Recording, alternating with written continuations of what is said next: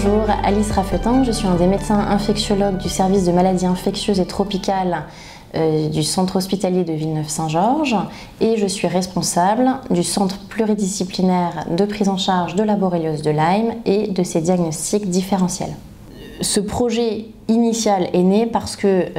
les forêts environnantes sont infestées de Lyme et donc les dernières études qui sont sorties montrent qu'il y a plus de 12% des tiques qui sont porteurs de cette borrelia et donc le risque est plus important d'attraper la borrelia lors d'une balade en forêt.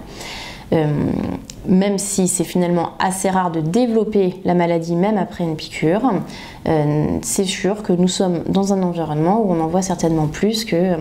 si on était dans une grande ville en intramuros. Alors bien souvent,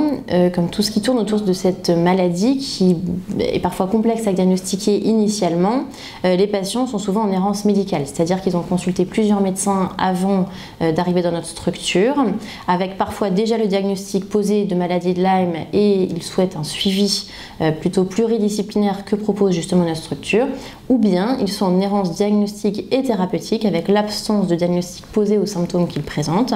Et notre objectif est donc de faire la part des choses, voir si c'est en effet une borréliose de Lyme ou s'il s'agit d'un autre diagnostic différentiel. Le mot de la fin, donc pour faire part de notre expérience d'1 an et demi, au final, 15% des patients qui se sont présentés dans notre centre pluridisciplinaire avaient réellement une borréliose de Lyme et 85% présentaient des diagnostics différentiels, au premier rang desquels les maladies rhumatologiques, auto-immunes et beaucoup de troubles fonctionnels où la prise en charge est difficile en France. C'est pourquoi l'objectif final de ce centre pluridisciplinaire, c'est de proposer une prise en charge à tous les patients, qu'ils aient un Lyme ou qu'ils n'aient pas de Lyme et qu'ils soient dans la bonne filière de soins, sans errance médicale.